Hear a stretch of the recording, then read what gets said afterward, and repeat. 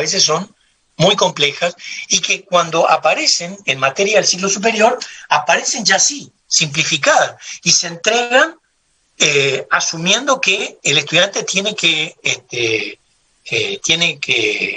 tener un acto de fe, digamos, tiene que creer simplemente en eso que uno le da. Y en realidad eso está fundado en muchas cuestiones que se vieron en otras asignaturas y que no se recuperaron ahí.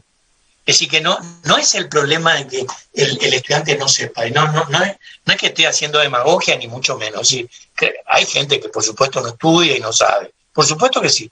Pero también hay mucha gente que sí sabe y que a veces se enfrenta con estas cuestiones y no las puede resolver porque hay una diferenciación muy fuerte en el tema del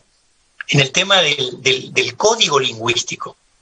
Yo digo, convergencia uniforme, y capaz que, no sé, que en hormigón no se va a definir una sucesión, pero cierta función que utilizan proviene de una sucesión que es convergente.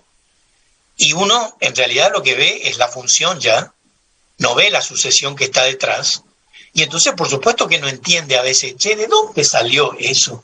De pronto el tipo escribe una seno a la cuarta de tita dividido raíz de no sé qué. ¿Y dónde salió eso? Y no, esto salió de la experiencia. No salió de la experiencia. Salió de un marco teórico riguroso que dice que eso, si eso satisface determinadas condiciones, entonces proviene de una sucesión que le da origen, digamos. Entonces, muchas veces ese es el punto. Entonces, con la serie de Taylor o Maclaurin, en general con las series de potencias, uno lo que va a encontrar es modos de representación.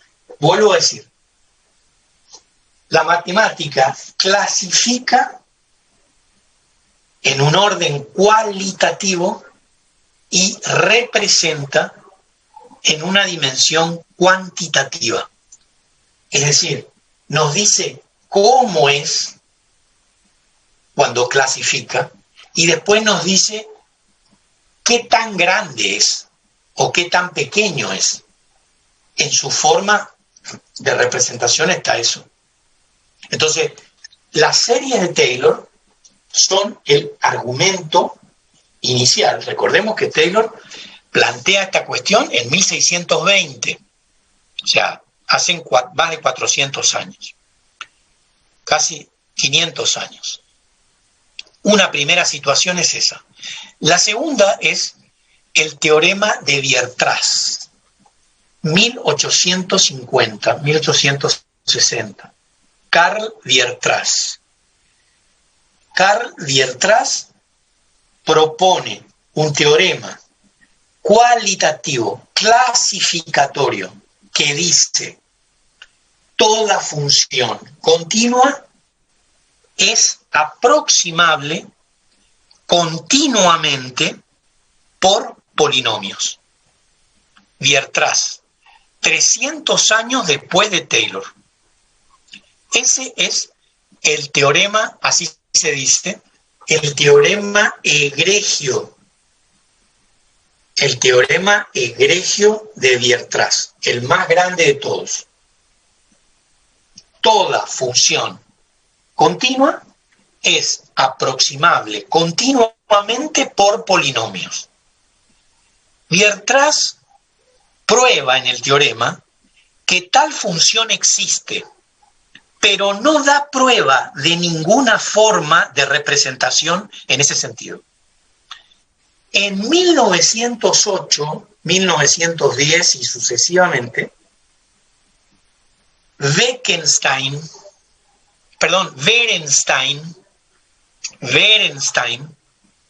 Jacob Werenstein, propone el primer caso de polinomio que puede satisfacer las condiciones del teorema de Weierstrass y por lo tanto ahí está el primer caso de representación efectiva, la cuantificación. Weierstrass dice que existe, pero no construye. Berenstein construye el polinomio, se llaman polinomios de Berenstein, los que satisfacen rigurosamente el concepto de aproximación que en su teorema da Weierstrass. A partir de los años 60, todo es Berenstein y todo es lo que se llaman hoy aproximación por splines. O sea, ustedes vieron las líneas de los automóviles tan suaves, esas líneas aparecen en Europa en 1958 en la línea Citroën. Es la primera que genera, digamos, esa suavidad. A veces parecen, la verdad que no hay discontinuidad, digamos, entre una situación y una parte y otra. ¿Cómo se construyeron esas curvas? Esas curvas son polinomios de Bézier, se llaman, que son a su vez polinomios de Berenstein, apoyados en el teorema de Weierstrass. O sea, esas curvas que uno ve en cualquier auto, incluyendo los de Fórmula 1, se construyen con una matricería especial. Por supuesto, la tecnología no la conocemos, es un secreto. Ahora supongo que sí, pero lo que sí conocemos es la teoría. La teoría se llaman curvas de Bézier o polinomios de Bézier. Los polinomios de Bézier son un caso particular de los polinomios de Berenstein, que a su vez cuantifican el teorema de Weierstrass de 1860. Es decir, ese es el devenir en matemáticas.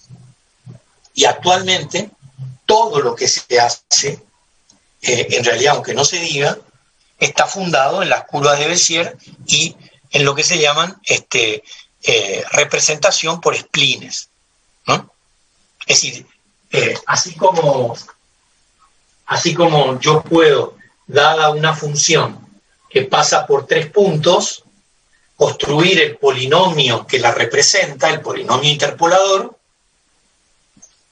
Bézier dice lo siguiente: pero ¿por qué necesariamente tengo que considerar una sola curva?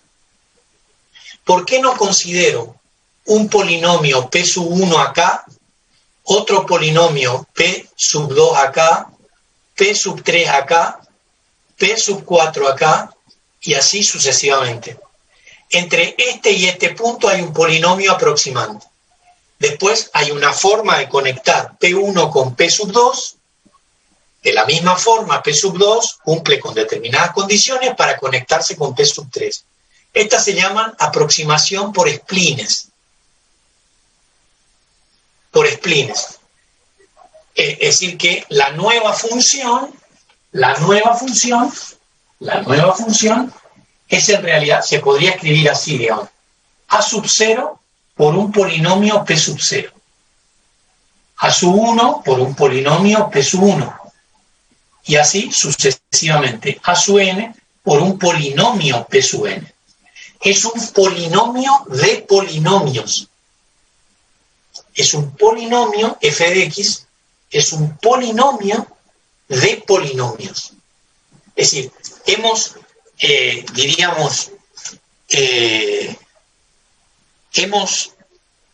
filtrado de tal manera la calidad de la aproximación que ahora ya no es un polinomio como este, sino que es un polinomio de polinomios.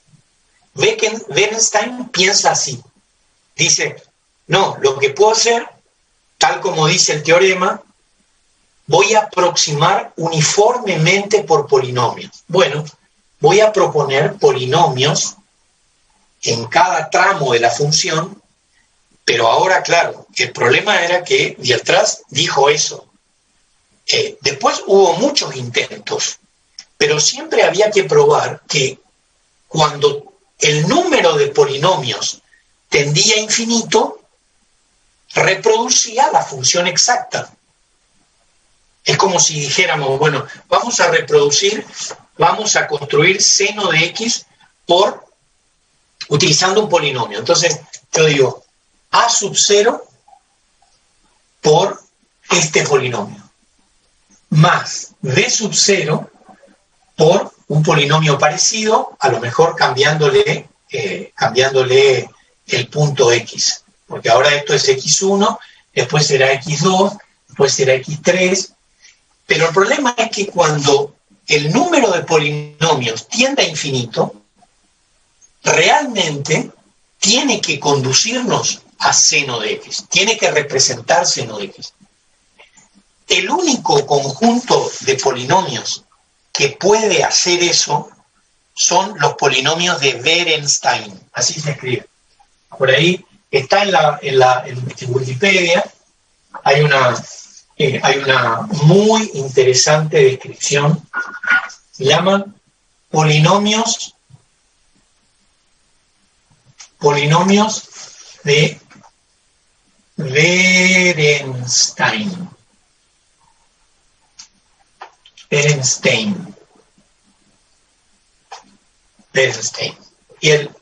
Y los otros se llaman, lo más reciente, curvas de Bézier. Curvas de Bézier.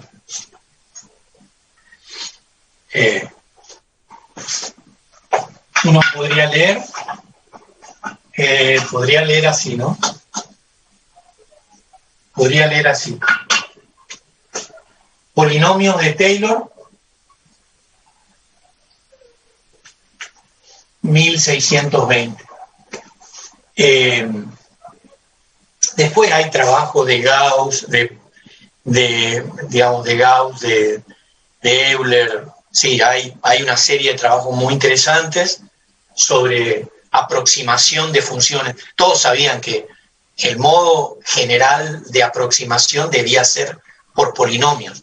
El que genera el teorema fundamental, voy a poner simplemente teorema de Pierre-Tras.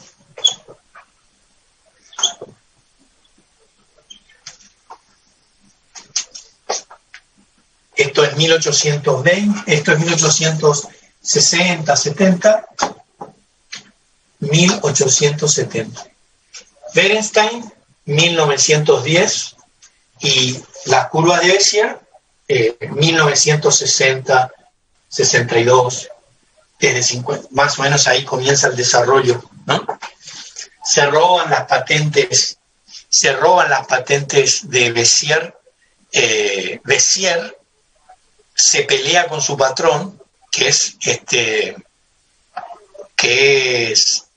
Citroën, que es Volkswagen, y le vende de manera totalmente ilegal, le vende a Citroën. Y Citroën comienza en 1963 a fabricar con una tecnología completamente nueva unos autos que no eran las cajas cuadradas que hasta ese momento tenían. Entonces estalla una guerra que dura hasta hoy día.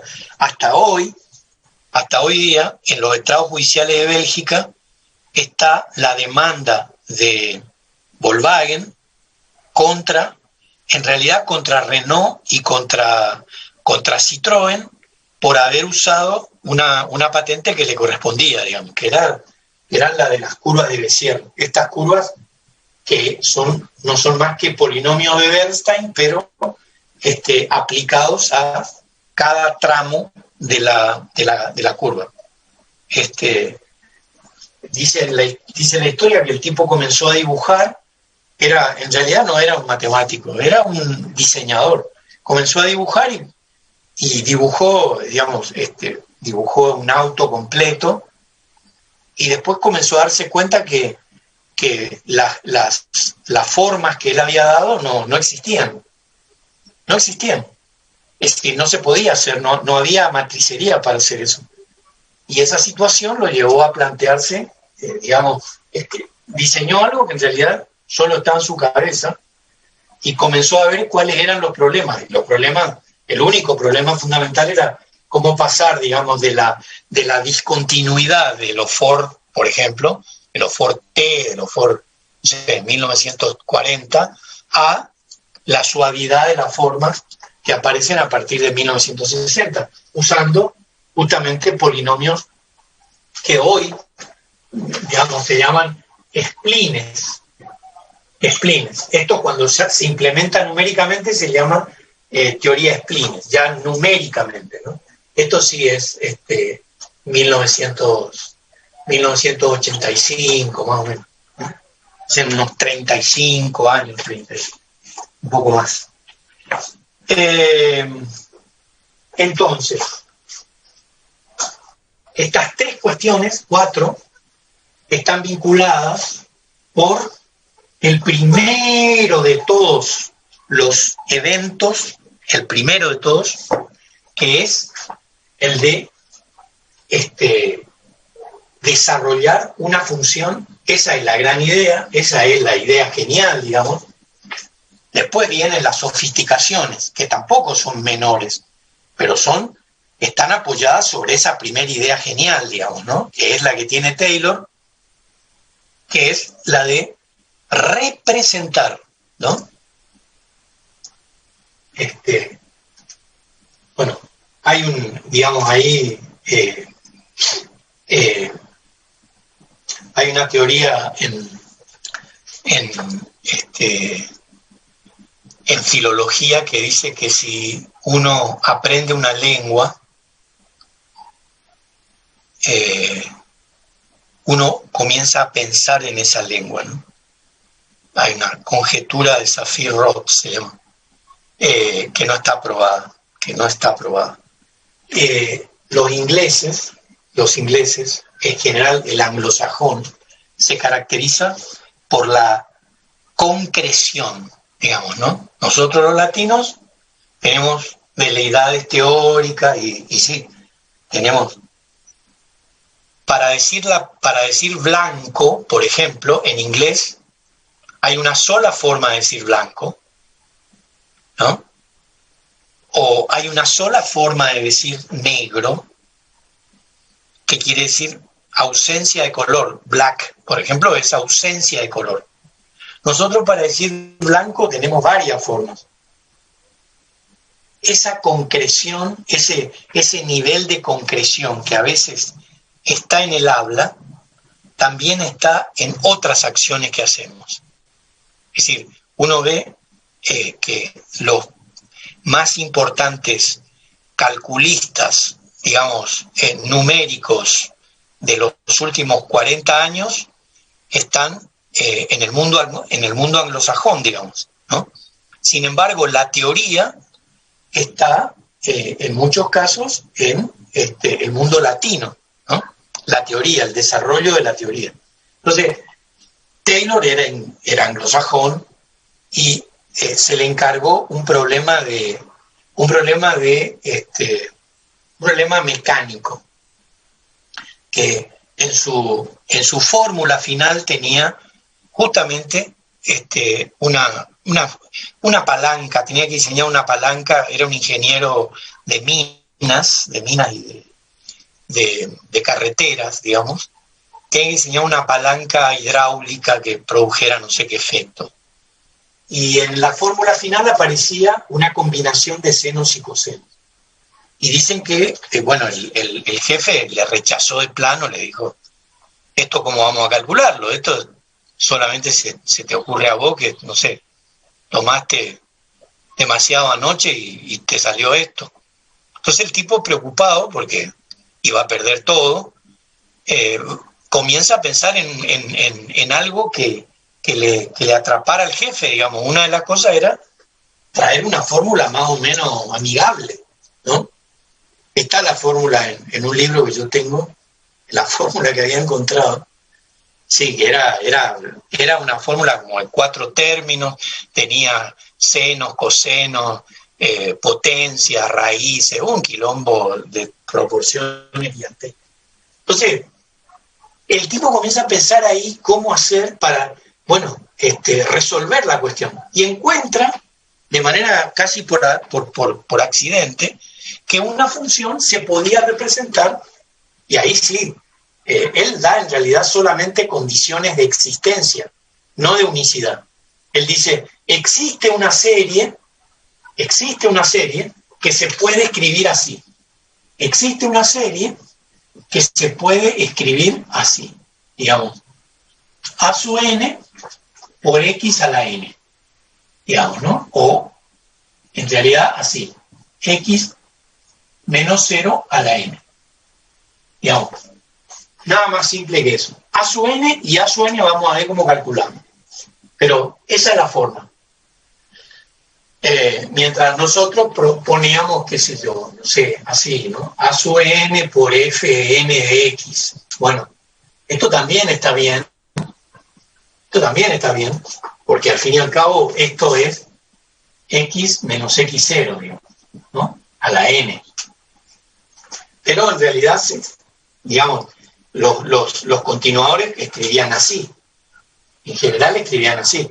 O más generalmente, digamos, más la suma de un b sub n, b sub m, por ejemplo, por phi sub m, ¿no? Por otra cosa acá. Así era la serie que encontró Taylor al principio, ¿no? Y lo que hizo, así más o menos, fue simplificar. Esto en realidad se puede aproximar por x menos x0, y, por ejemplo, y esto lo voy a aproximar por x menos x0, supongamos, a la m menos 1. Entonces, tengo esta combinación y con a sub n y bm más o menos bien elegidos, puedo representar casi cualquier cosa. Y efectivamente, salvo poner la condición fundamental que esta f tiene que ser derivable con continuidad n veces. Eso también lo dijo. Lo que no hizo fue probar la unicidad. Es decir, que no pudo, no sé si no pudo o no le importó demostrar que si una función tiene un desarrollo de Taylor, este desarrollo es único. No es que yo puedo elegir otro AN acá por x menos x0 a la n y represento la misma función. No. Si sucede eso, los a sub n son iguales. Es decir, la forma de representación de Taylor y de Maclaurin son únicas, digamos. Existen, son únicas y son estables. Y por supuesto, elegidas convenientemente, convergen uniformemente, esto converge uniformemente justamente a f de x, a la suma de la serie. La suma de la serie es f de x. En realidad esto es lo que, en eso consiste, digamos, el inicio de la demostración de Taylor, en probar que cada uno de los términos de la serie tiende a esta f de x, que es como una especie de cota superior, digamos. Es decir, esta suma, esta serie, no puede superar f de x.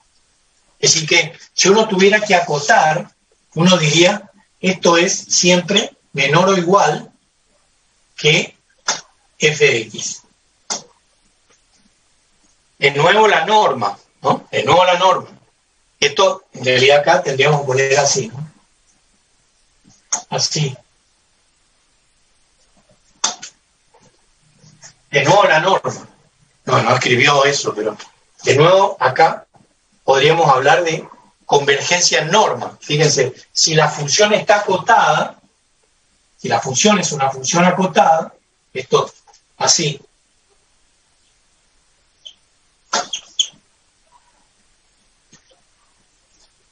Así. Si la función es una función acotada, está contenida entre la cota y la serie de Taylor que la representa. Siempre está ahí. Siempre está oscilando ahí. esa cuestión es interesante porque indica que no solo es decir, bueno, la continuidad que nosotros tanto, de la que tanto hablamos, en realidad en la continuidad está implicada la acotación y, digamos, la acotación como dato geométrico y la compacidad como dato topológico. O sea, esto sí es un teorema, por ahí si pueden escribirlo. Y se puede escribir así, simplemente voy a enunciarlo, pero quisiera que lo recuerden. Toda función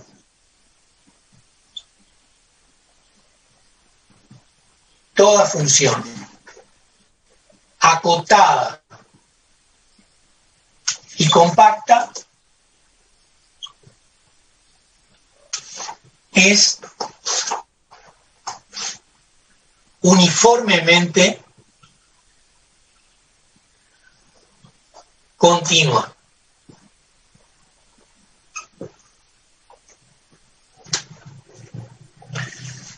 Fíjense,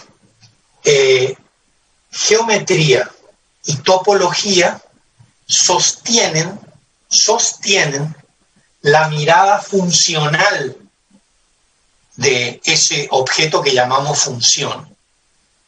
Ese objeto que vemos en la superficie, en realidad está sostenido por estos dos conceptos, por el concepto de acotación y el concepto de compacidad. Acotación significa que la función no puede superar un cierto valor, tanto puede estar acotada superior e inferiormente, y la compacidad, desde el punto de vista topológico, quiere decir que podemos aproximar de manera continua, y en realidad aquí de manera uniformemente continua, a una función por una sucesión.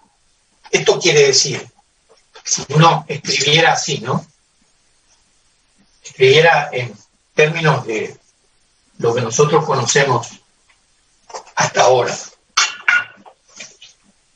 Toda sucesión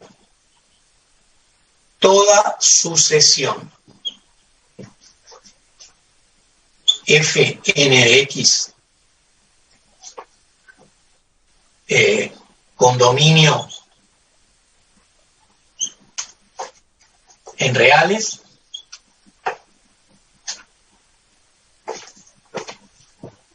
acotada y compacta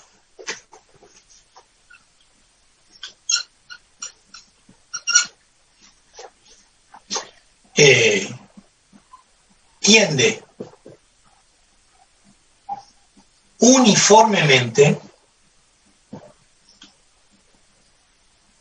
o converge, converge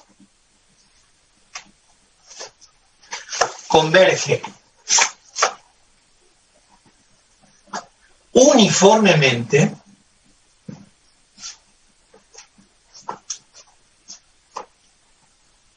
a f de x. Toda sucesión con dominio en reales, acotada y compacta, converge uniformemente a f de x, la cual se dice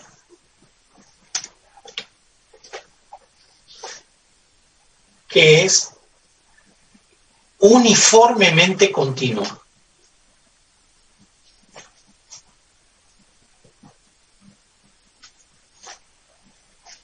Toda sucesión con dominio en L, acotada y compacta, converge uniformemente a f de x, a una función f de x, la cual hereda, digamos, las cualidades que tiene la sucesión que la genera, y en ese sentido, al límite de la sucesión, la llamamos f de x, que es una función uniformemente continua. Esto se llama teorema. Por favor, esto sí quiero que lo escriban. Ascoli-Arcela.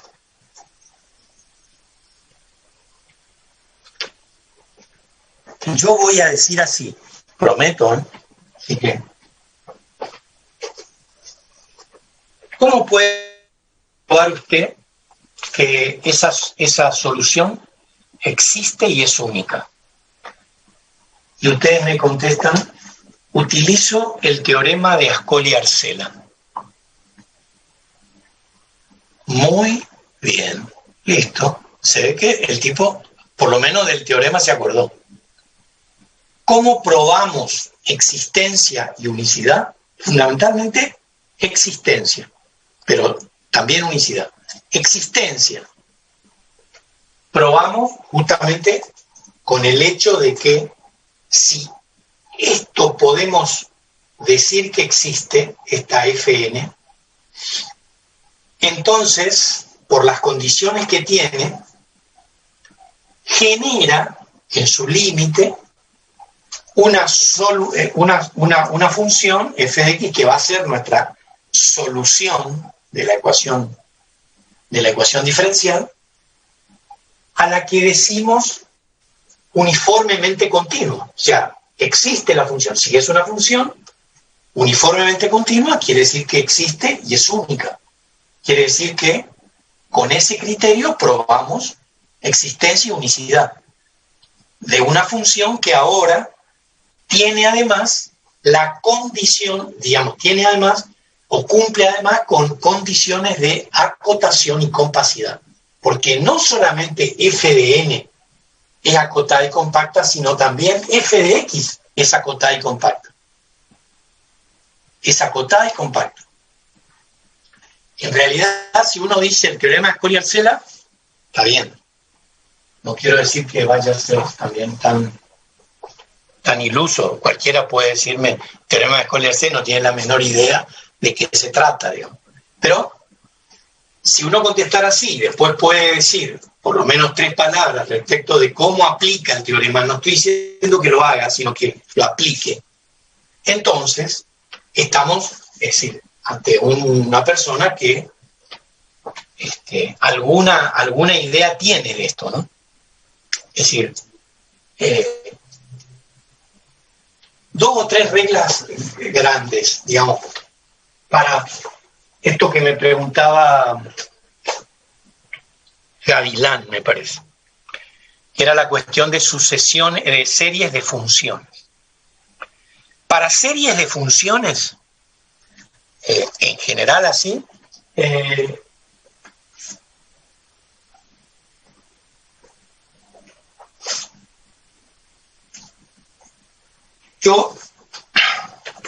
para series de funciones, el criterio de Weierstrass. Yo no sé si eso les pidió. ¿Quién era el que me compartió recién la? ¿Me pueden poner otra vez, por favor? Ahí está Juan.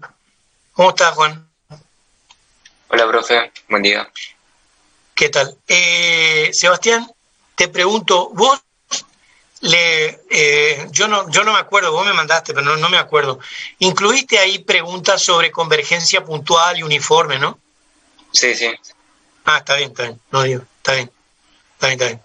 Y también, digamos, convergencia puntual y uniforme de sucesiones y de series de funciones. Y de series, sí. Perfecto. Y en general, ¿cómo está la cuestión? Me dice recién, no la veo ahí a Gavilán, o no sé si fue Torres. No fue Torres. Fue Gavilán. Sí, yo era. O vos eras. No sé si que me planteaste el tema de las series de funciones. Sí. Para las series de funciones, en realidad, el único criterio, diríamos, no sé si, no es el único, pero el más usado es el criterio de Weierstrass. O sea, ¿qué significa? Y significa que lo que yo voy a proponer, que no es más que tener mucho olfato y mucha experiencia, digamos, en el proceso de acotación. Digamos, si yo tengo la serie, yo tengo esta serie, digo, en norma,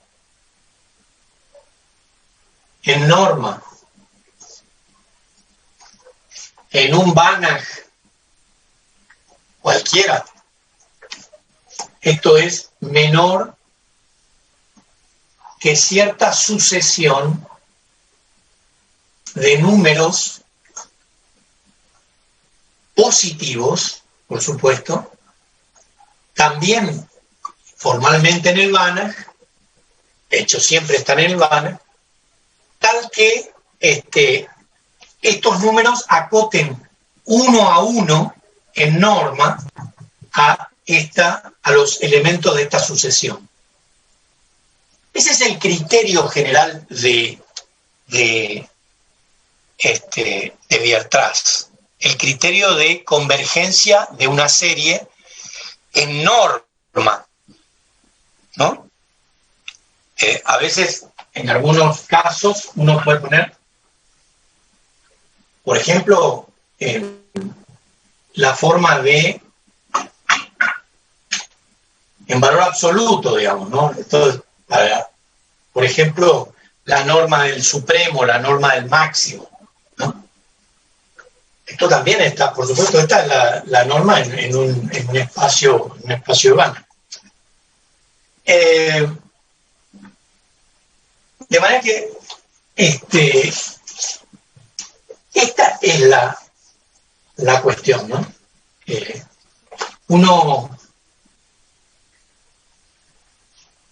Uno va a poder, bueno, acá se pone en general, aunque a veces puede ser redundante, que todos los MN son reales positivos. Los términos, en ese caso, se dice que están acotados según el criterio de Weierstrass. Cuando es una serie de potencias, tenemos los criterios clásicos, D'Alembert, Rabi, Cauchy, criterio de la integral, etc. ¿No? En caso de la serie de potencias. En caso de las series de funciones generales, digamos, tenemos esta propuesta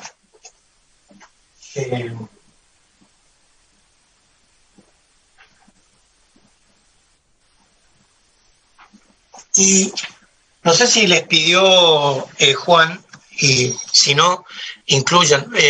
No sé, Juan, ¿a vos te parece que ampliemos el margen de tiempo hasta mañana? No sé, hoy es martes. No sé. Lo que pasa es que no se tiene que juntar con el TP2, ¿viste? Sí, profe. En todo caso, cuando usted ve series de Fourier, ahí se podría dar el TP2. Claro, seguro. No, vos dale el TP2 el día sábado. Nosotros vamos a ver serie de Fourier el martes que viene, pero que tengan el TP2 ya ahí, y algunas de las cosas las podemos hacer en clase inclusive. Pero sí, hay que ampliar el margen. Bueno, y hoy es martes, hoy tendrían que entregar a las 14, y no sé, podría ser, no sé cuándo, el jueves, o mañana, no sé. ¿Cuándo te queda bien a vos? Profe. El jueves a la misma hora. Sí, y otra cosa, yo le había mandado un mensaje a la mañana sobre si se podía habilitar para subir en el Moodle los trabajos, para que quede constancia también de eso. Pero claro, es que yo necesito que suban al Moodle. Habría que hablar con Guerra, porque él es el que administra. Yo le pregunto a Guerra y que Guerra se comunique con vos para que te permita subir, subir solamente el link, digamos. No, o sea, habilitar una entrega de trabajos prácticos en el Moodle y que suban directamente ahí. Ah, también, sí, también puede ser. No, lo que pasa es que el Moodle tiene una restringidísima capacidad, ¿eh? No vas a poder subir. No, no, no. No, Entonces, ya nos el link pasó el del año Drive pasado, ¿te solamente. acordás? El año pasado explotó todo. No. Lo que hay que dejar en el Moodle es el link para que aquellos que entran habitualmente puedan ir al Drive a partir del link y bueno, y miren lo que se está haciendo. Ah, bueno. Eso es lo que se puede hacer. Bueno, sin ningún tipo de dilataciones de ninguna naturaleza, el día jueves, y es la última vez que hago esta concesión, el día jueves a las 14 horas, entre las 12 y las 14,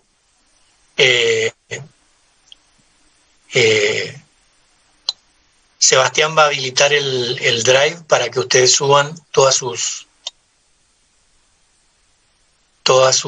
tarea ahí. Pero yo quiero darles ahora,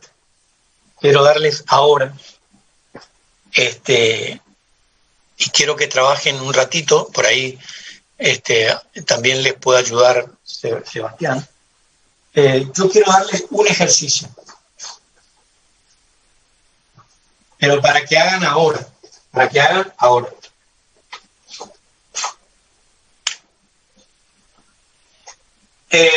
No sé si hicieron el desarrollo del logaritmo, Sebastián. No, de logaritmo en serie de Taylor no. Bueno, entonces, van a poner así, desarrollar en serie de Taylor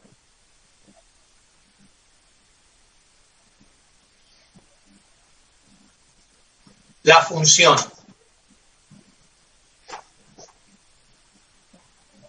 logaritmo de... Profe, no se ve casi. Si puede apretar un poquito más su fibrón. Acá, no, ya, si aprieto más, rompo el pizarrón. Ah, bueno, profe, porque no se ve nada. Culpa de... Tenemos que regalarle fibrones. No, tengo que matarlo a mi nieto que viene y me usa todos los fibrones y yo no me doy cuenta. Entonces me pasa esto.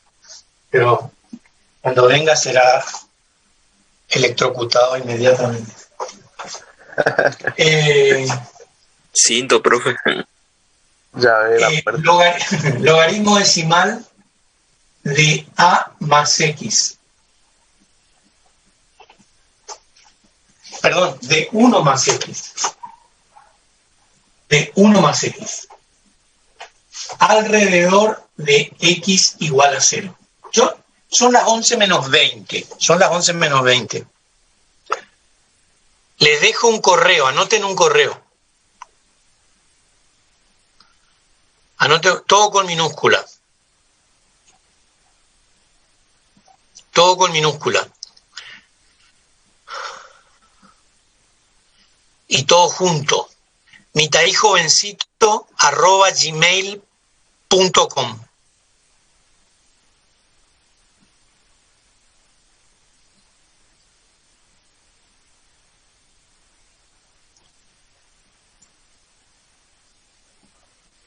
mitaijovencito, jovencito con B corta, mitaijovencito@gmail.com.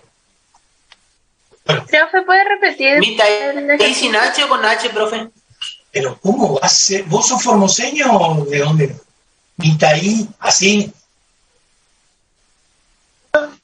Este no es de acá, profe.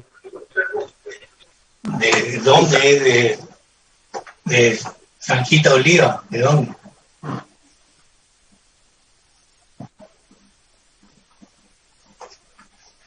mitaijovencito@gmail.com. Bueno,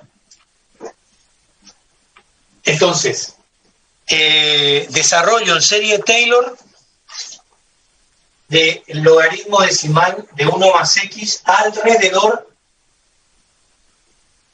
de X igual a 0. Quiero saber quiero saber. Intervalo de convergencia.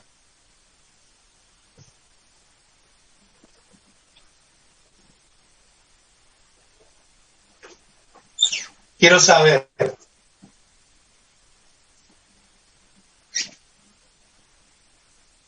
¿El intervalo de qué, profe? De convergencia. El resto en la forma de Lagrange.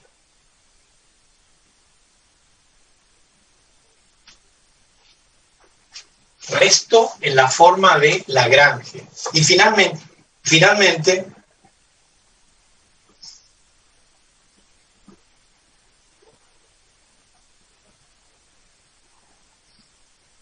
el valor aproximado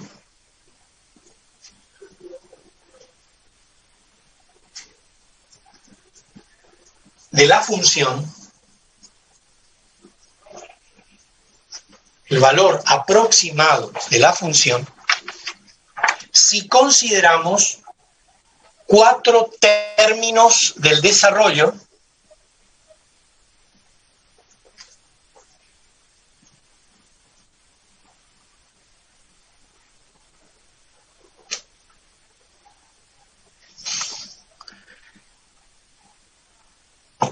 evaluando el error cometido.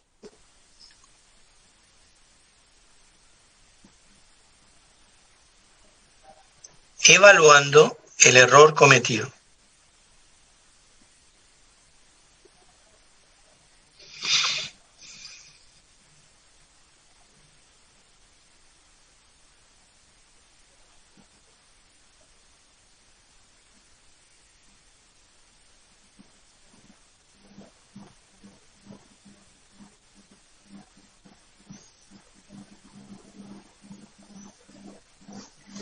Son las 11 menos cuarto en punto.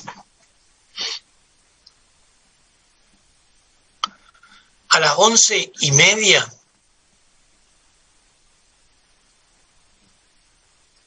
me envían a ese correo lo que hayan hecho. Yo estoy en línea, yo estoy acá, yo me quedo acá. Bueno, profe.